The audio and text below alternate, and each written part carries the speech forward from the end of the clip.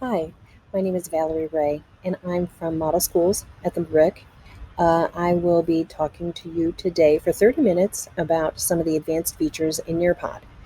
We're actually going to cover things such as searching the library by content and standards, saving a Nearpod presentation, editing a saved Nearpod presentation, adding or creating a new Nearpod presentation. We're also going to talk about the new video features in Nearpod. How can we create a Google slide with a Nearpod add-on? And then how does all of this connect to our Google Classroom for remote learning? Okay, we have a lot to cover, so let's get started. So one of the first things you're going to do is you are going to navigate to the website nearpod.com. And here is the website page, and this is what the page is going to look like. One thing I do want to mention and I want to make it very clear, Nearpod is an EdLaw 2D compliant software subscription that we do offer here at the RIC. There are four different levels basically of Nearpod. You can actually sign up, get a free version, that's going to be your silver level. The silver subscription does not give you all of the features that you're going to see here today because I do have a district user level. So there is a silver level, a gold level, a platinum level, and then there is a district user level. So you're going to see the features that I'm going to outline with the district user level. You may not see all of those features with the other three levels. Okay, so once we get to nearpod.com, you can actually, if you have not seen this product before, you can actually scroll through. Here's a 2-minute video to watch on how actually Nearpod works. What I like about Nearpod is that as a teacher, you create the lesson or you find a lesson in the Nearpod library. And if you are standing in front of your classroom and every student has a device, you can run the Nearpod on the board in the front of the class, but have the teacher version in your hand on a mobile device. You can do this whole class. You can also do this as a live lesson. You can connect this to Google Classroom, and you can also do a student-paced version, meaning with a student-paced version, you send it out to Google Classroom. Each student gets a copy of it. They get to click on the link, takes them straight to Nearpod, takes them straight to the lesson, and they can work on the lesson on their own. Also, what I really like about Nearpod is that it's very interactive. So there are different features that you can enable when you create a presentation. Features such as a draw it slide. You have other features like a collaborative board feature. You can do like a matching. You can do a fill in the blank feature. There's some great features in there that make this very interactive for students. So I'm going to come up here and I'm going to click on login. And I use my Office 365 account to log in to Nearpod. That's my district subscription. And this is the page. This is basically your landing page. And what it does is it brings you to your library as default. You also have access to other libraries here, shared libraries within your district and your school, but there's also a Nearpod library too. Let's just take a look at this navigational menu over here. There are various different Nearpod content pieces that you can actually take a look at. As we scroll down, though, you also will be able to search out anything that you're looking for within your library. But also take note that I have several folders that I've been able to put together here. And it's really easy to do a folder. Actually, if you come over here to where it says new, if you click on new, you can actually create a lesson in Nearpod, create a lesson in Google Slides, create a video, or search for videos, or upload a video, and then you can also create a folder. If you create a folder, you're just going to name it. So notice I have different names of folders on here, but also you can also right-click, and you should be able to Nope, you can't. You used to be able to right-click, and you should be able to color code your folders. I think you have to actually go into the folder and come to the down arrow next to the folder in your cookie crumb trail here, and now this gives you a folder color option. Okay, so let's go back to my lessons. All right, what I want to do is I want to be able to search. I can search my library right here for something very specific. I can also filter out. recents or a lesson title, looking for an author, or looking for a size. But what I want you to do is actually take a look at the Nearpod Library. So what happens when we switch to the Nearpod Library? We now have an area over here in the left-hand menu where we can actually search for just lessons, search for just videos, search for both. I'm going to leave them open. But there's also an area here where you can you can actually search by standard. So if I click on New York and I come down here and I say, okay, I want to look for something for math. I also want to do something maybe 7th grade math. It also brings up an area where I could actually put in a strand. Maybe my priority standards might show up here. So let's take a look at, let's just take a look at the first one, 7.ee.3. Okay. So if we click on that, notice I didn't narrow it down to resource type because I would really like to see what comes up on the Nearpod search just for this particular standard. And I have 3 of them right here. And I can mouse over. Notice that they get a little bit bigger when I mouse over. This is Nearpod for EL. Here's Philip. He actually is a Nearpod creator. And then there's also over here something Nearpod featuring vocabulary or flocabulary. If I just want to take a look at this one, I can actually click on it. When I click on it, it takes me to another screen where I can preview the 30 slides in this presentation, okay? And I can also take a look at what are the standards that are associated with this presentation. If I really wanted to, I could click over here to where it says related content, and I can actually take a look at some of the other presentations in Nearpod that are related to this one. If I click back on standard, it'll actually outline what the standard is. I can go through, I can preview, okay. Philip has got a great background. He has some great lessons that he has put together. He tells you the time over here, 30 to 40 minutes. Here's an actual warm-up. You can let's see what you already know about rational numbers, and this is probably an interactive slide for the students. You can actually take a look, a review, and as you scroll through, maybe this becomes something that you want to use. So what I want to do is I want to click on Add to my library. If I go ahead and I click on Adding to my library, it says Lesson Successfully Added. Now, will it show in my library? Let's go and take a look. We can click on the green button down at the bottom. It didn't really take me there, okay? So what I want to do is I want to come back up here. Sometimes I run into this. It's kind of strange, but if I come back up here to where it says Nearpod on the left-hand side, it will automatically take me back to my library. And if I look down here, the very first thing that the very first presentation that shows up is the one that I just added to my library here. So now what I can do is I can actually mouse over and look how it changes. I can drag this around so that if I have folders set aside, I can put these folders, I can actually file this in specific folders. I can also, if I look at the 3-dot menu, I can share this with other teachers in my district. I can duplicate it, meaning I can make a copy for myself so I can edit it. I can add to a specific school library if I wanted to, if I have that option. I can make it export it as a PDF. I can look at the reports for when I have run this particular session with a particular class. And then I could also delete it here if I wanted to.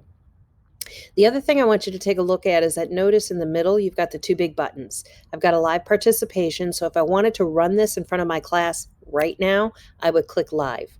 If I click live, it gives me a Nearpod code to send out to my students. Now I can either put this up on the board, I could write it up on a whiteboard, this code here, I could send it out to Google Classroom, I could email, I could link it if I was using a Google site.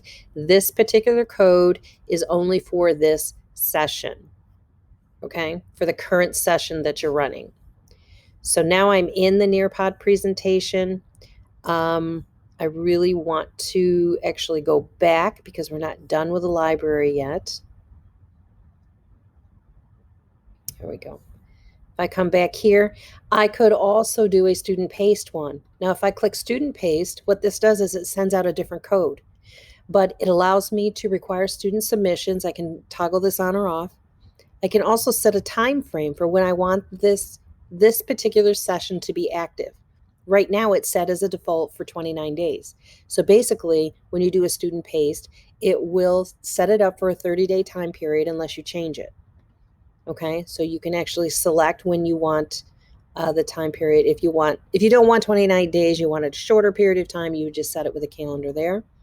You can also take a look at the process and what students actually have gone through and have gone through the presentation. And then the best part is you can just link this out to Google Classroom. Okay, so you can link it out there. Once you click this button, it'll basically ask you what classroom do you want to post it to? Do you want to post it as an assignment or an announcement? How do you want to post it? And then it'll walk you through the steps of putting it into a Google Classroom. Okay, so the other thing that I saw here, okay, on this card is that there is an edit and there is a preview. So you can always preview, right? But we've already been to this preview site, okay? So if I go back, let's go back to my library. If I want to edit this, I can actually select edit right here. So once I go ahead and I hit edit, what this is going to do is it's going to ask me to duplicate the lesson first. Because I can't edit somebody else's lesson, I have to make a copy for myself. So I'm going to duplicate it. And so now it takes me into, it tells me the lesson is duplicated. It hasn't changed, the name hasn't changed. So if I wanted to actually change this name, all I would have to do is click there and go ahead and change the name. I could click on settings as well. Settings will just actually change the name here, but then it will also, we could change the filters of where this presentation is going to show up in a search. Okay, so I didn't really have to hit submit. I could have just X'd that out. Also want you to know that over here is the size of the presentation, and that becomes really important depending on what subscription level you have purchased. The lower subscription levels, you're going to have a limited library. You're going to have a limited size library. Okay. Notice that there are boxes across the top here. The first one is add a slide. I mean, whether you add the slide here or you add a slide here, but you can actually click on any of these slides to edit them if you wanted to do that. You can also click to delete them, or you can convert a slide to a draw-it. Some of these are already draw-its, but as you look through, remember there were 30 slides in this whole piece, okay? One included a quiz for an exit ticket. If you really wanted to take a look at that, you could just select it. The one thing, though, that I might do is, even though there's a slide here, and I really want to give him kudos for putting this together because it's an awesome lesson, I may want to change the beginning of this particular presentation. And all I would really have to do is click on Add Slide. Okay, so once I add slide, I have a couple different things I can do. I can add content, and these are all my options for content. If I clicked activities, remember Nearpod has the activities that make the presentations interactive. I could actually choose one of these options to make a slide that's interactive. I want to do a title slide, so I'm going to click on content. And the first thing I want to do is come over here to where it says slide. Once I click on slide, it opens up to a pane. Well, it gives me a task pane over here of different themes that I could use. Okay, if I wanted to, I could change the theme of this slide. I actually kind of like the green one here, and I also like the font that goes along with the orange. So if I go ahead and I click it, this is what my slide looks like. So down here, I also have an area where I could change a background of that particular slide. I could change the layout of that slide. If I wanted to, I could insert audio, which is really cool, because think about this.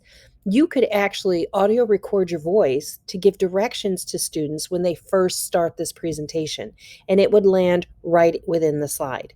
So that's a pretty cool feature. Okay, if you already had audio recorded and you wanted to upload an audio file, you could do that here. And then there's a preview button, which basically shows you what this looks like. Okay, we didn't talk about Immersive Reader yet, but we will. All right, so now let's just say I want to add something here. I'm going to actually change the title. I'm just going to put my name. Okay, change the title. And if I wanted to put something specific, maybe some additional text, a video, an image, or a GIF file, I could actually select it here, right?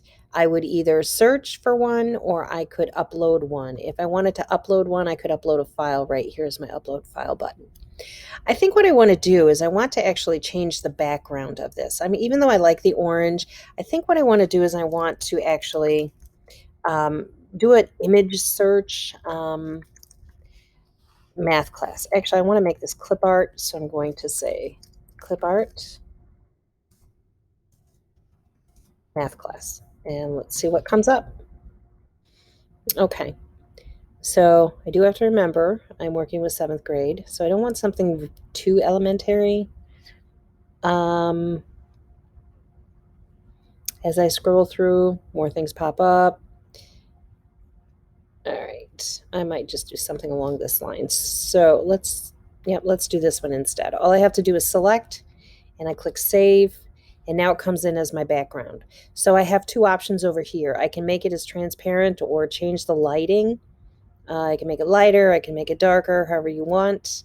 Change the font color for the slide. I could do that. I think what I might want to do is probably move this around or make it smaller somehow. Actually, I think I'm going to adjust the picture and take that math right off. So I can adjust the picture, and that way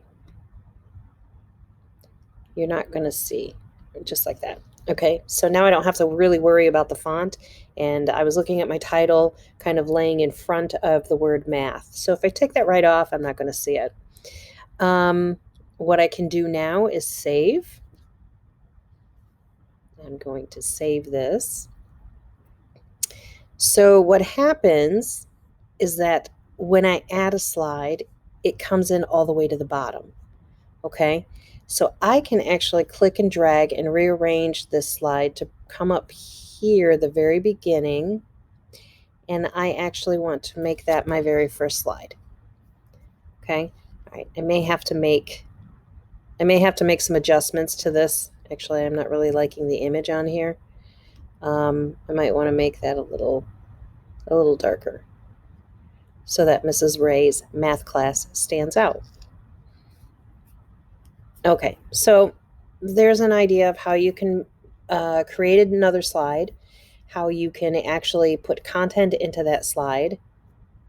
It's saving right now. Okay, great. So what if I also wanted to put in an activity here?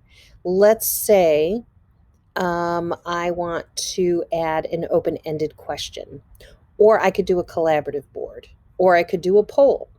Let's just say an open-ended question. Okay, so in this open-ended question area, I can add media, video, or audio instructions. So remember, audio instructions, you can use an audio recorder. Make sure you click allow. And then all I would have to do is press the speaker button and it would record. Good morning, everyone. This is Mrs. Ray. Welcome to math class.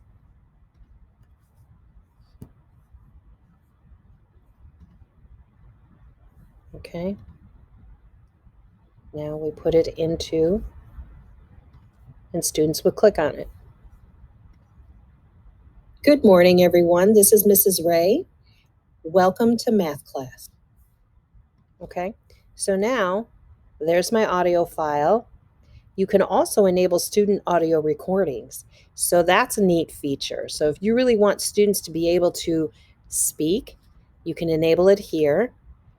And then we could actually ask the question, tell me what you know about rational numbers. Okay. So now if you really wanted to make a timer here, tell me what you, how about already know about rational numbers. Now I click save. So there's my interactive slide, right? And remember, it comes all the way down here to the bottom, right here. Tell me what you already know. So I want to bring this all the way back up to the top, and I want to make that probably right here, right after the initial slide. Okay? So we're going to make sure that we save it. And notice now the one that I started out with right here and the one that I modified is right there. Okay, again, if I wanted to kick this out as a live presentation, I could do that. If I wanted to do self-paced, I could do that. If I want to preview it and see what it looks like, I can do it this way. It takes me back to my preview. So remember, this was the first slide that we created. Here's the rational number forms. And then here is the open-ended question that goes out to students. Okay, and remember, here's our recording. Good morning, everyone. This is Mrs. Ray. Okay, so record audio is the button that pops up for students so that they could also record something back. That's a pretty cool feature. Okay, so I'm going to go back to my Nearpod library. Okay, so let's come up here to our quick launch button up here in the upper right. If you select quick launch, I just wanted to show you that if you're in the middle of a presentation or you haven't really started a presentation, but you have some quick launch tools that you can use on the fly.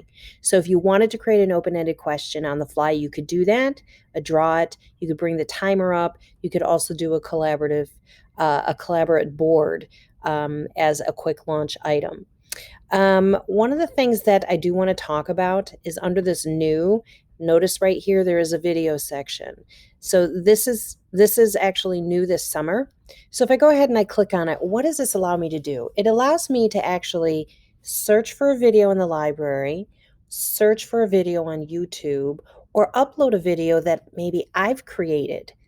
And it allows me to actually modify it so that I can actually put in some sort of formative assessment along the way.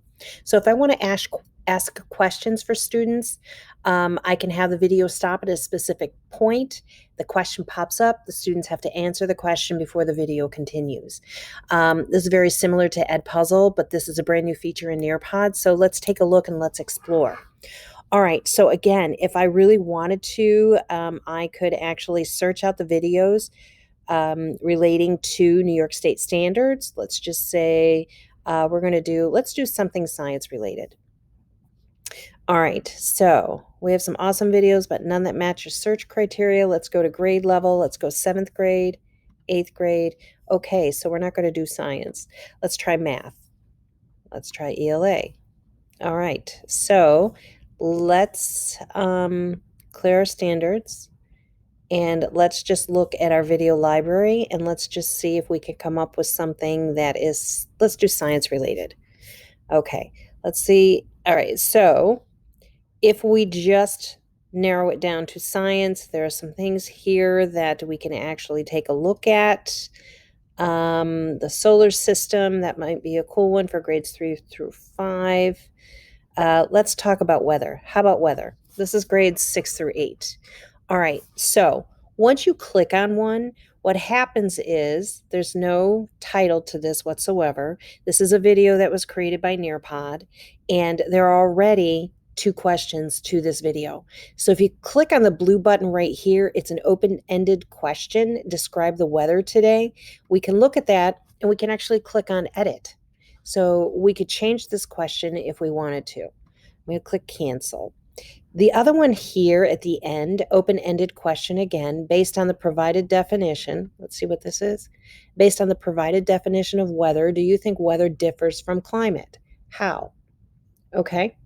So what happens is, as this video is scrolling or as this video is playing, I can stop it at any time and actually add a question or an activity. Okay, so let's just kind of look at this in the very beginning. Whew. It's hot in here. Well, today we're going to talk about weather in just a minute. Just a minute. Think back to the time you spent outside today. Was it sunny or cloudy? Was there anything falling from the sky? Did you have to put on a coat and boots? Or did you wear shorts and a t-shirt? Okay, so what if I wanted to stop there and put in an open-ended question? We could click here and what did you wear outside today? All right, we can save it. There's another question there. So if we start playing again. Weather refers to the conditions in the atmosphere over a specific place during a short period of time. There are 6 metrics we use to classify weather: temperature, cloud cover, air pressure, humidity, wind, and precipitation. Okay, so here might be something you might want to add in a multiple choice question. I'm not going to add the multiple choice, but I want to show you that if you click on it, here's your question. Go ahead and put the question in. Here's an answer. Here's an answer. It gives you 2 options. If you want to add another option and add another option, you can, so that you have 4 choices. And then just remember to select which choice is the correct answer. And then you would click save. Okay, so I wanted to show you how that happens. Are you sure you want to cancel? Yes, I want to cancel. Okay, so now let's go through, and maybe you've added a couple different questions to, the video that you want to use. And that's awesome. What we're going to do is make sure that we click save down here. Oh, we have to title this first. Let's title this weather. How about today's weather? Okay, we're going to save and exit. So the video details have been updated, and we're going to click save here. And so now once you save the video, guess what? It brings you right back to your library, and you have the video right here. Now, when you mouse over, you now have another option.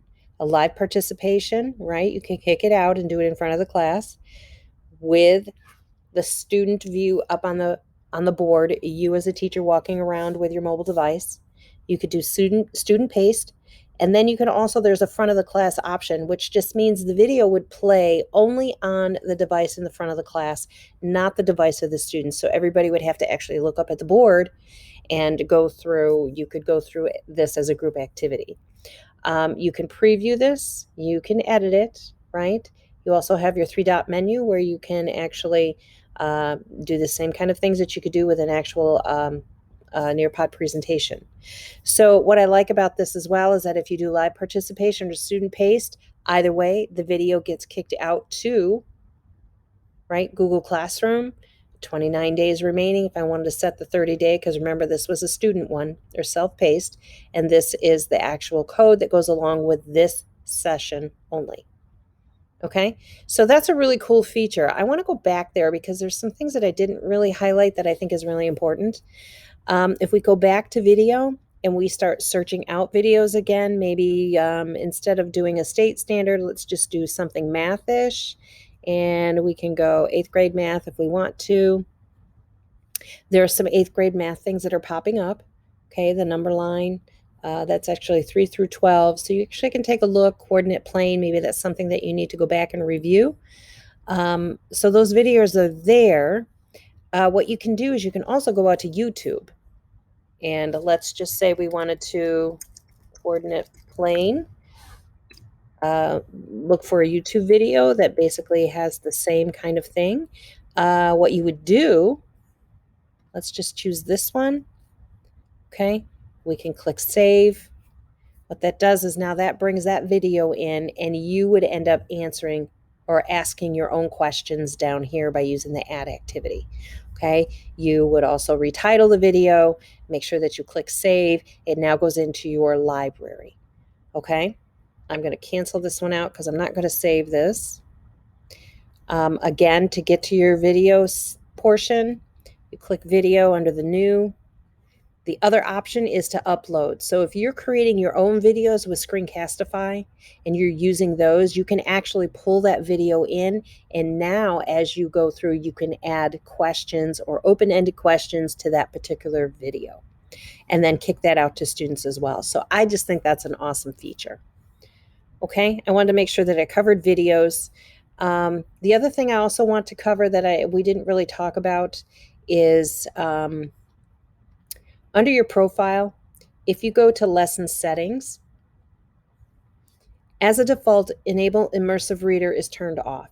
So if you have a new account and you want to turn the Immersive Reader on, you would just go to your settings, select this button to turn it on. And so now when you run your presentations, you have that little icon with the book and the speaker, and it allows students to actually listen because the Immersive Reader will actually play what's on the screen. Okay, so let's talk about how we can actually integrate Google Slides and Nearpod. All right, so when you are in your library, you have two ways to actually access. You can actually come up here to the plus sign under New and click on Lesson in Google Slides. Or if you select Lesson in Google Slides, it's going to take you to the same area. Okay, so if you click on it, what it does is it will, as long as you're signed in under your Google account, it will take you straight to Google Slides. Okay, and notice I'm already signed in, right? And that's because I'm in on my browser. So if you have trouble with that, email me. I can walk you through that.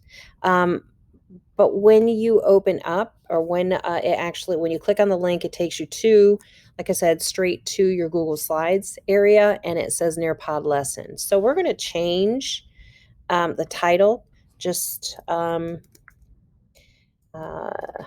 Nearpod Example Lesson in Slides.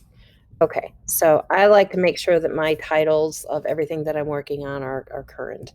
And what it does is it gives you basically a slide that basically tells you this is how it works. So what you have to do is you have to make sure that you have the Nearpod add-in already on your Google Slides. If you don't, you come down here to add-ons. If you click on add-ons and you select, well, it's right here, Nearpod, it shows up, or you can search it. If you select it, now you're going to add that as a drive or as a slides add-on. Okay, I already have the add-on there, so I'm just going to close that out. But you'll see that once you install the Nearpod add-on, it's going to be in your list, and all you have to do is mouse over and click Open Nearpod. What that does is it opens up a task pane over here on the right side of your Google Slides. All right, and now you can actually just really start creating. I'm going to, actually, I have copied a slide that I want to insert in here. Come on. All right, so maybe it won't let me. I got to actually come back here. There's my slide. All right, I don't need this one anymore, so I'm just going to delete that. And here becomes my intro slide. All right, notice my task pane is still over here. What I need to do now is I can actually add a slide. I'm going to take all of these things off, although you don't really have to do that. You could just switch the layout to a blank slide. It's up to you. I just usually just take everything out, and then I have, like I said, the interactive pieces that are already over here. So what I might want to do is I might want to add a collaborate board. So if I select that in my task pane, it says add or edit your slide, and a box will show up. This is really showing you your options on what you can do as far as entering a collaborate board. So we want to brainstorm. So I might ask students, what was your most favorite thing you did this summer? And I could add a description. Be sure to include your first name on your CV. You want to put it that way. I'm going to leave the background here. I could actually change it to the corkboard, or let's see, I have other options of how I want this to look. I think what I want to do is stay with the corkboard. I like the blue. The blue is fine. And if I wanted to add an image, I could do a Google search for summer. All right. I kind of like, I'll stick with, no, I don't want to do this. I'll stick with this one. I'm going to click save. it now goes in up here. The image is up here and the board is here. So this is the collaborative board that I want students to be able to write on. All right, so I'm going to click Save. And for some odd reason, there's an empty slide right here. I'm just going to delete that. Okay, so I have the collaborative board. Let's just say I wanted to do something very similar to, we could do matching pairs. We could do a memory test. Maybe I want to do some vocabulary. I could do a poll. I could do a quiz. All of these options are available. All right, so let's just say, let's put in another open-ended question. So where did your, I don't want to say where. What did you read this summer? Okay, again, I could enable student recording if I wanted to. I could actually add some media. Let's just say I want to add an image. I could go here. And I just want an image of a book. Okay. Yeah, we'll add this one. That's fine. I select it. I come down here to save. The image now is added in. And I can click Save. And now I have got my interactive slide. So if I wanted to add additional content, I could do that. Just click my slide. And I could say, just, oops, let's go back here. Add content and images to this slide. Okay, I'm not going to do anything with it, but I could keep going. If I wanted to add another slide, another interactive slide, I could do that. Maybe I wanted to do a slideshow. Maybe I want to do a URL or web content, or I want to bring in a video. I could do it that way. I could do that way too. When you are done with your actual Google Slide lesson, all you're going to do is make sure that you click down here where it says Save and go to Nearpod. Because what happens is the Google Slide now is brought into your Nearpod library. And that's where it's stored and that's where it's saved. So the best place to run this is from Nearpod. So I just wanted to show you, once you get back to your Nearpod library, you're going to notice the very first piece that you just imported or created in Google Slides is going to show up right here in your library. Okay, this actually really concludes the 30-minute, a little bit longer webinar. But as always, if any of you ever have any questions on Nearpod, feel free to email me, vray@morick.org. I will answer any questions that you may have. Have a great day, everyone.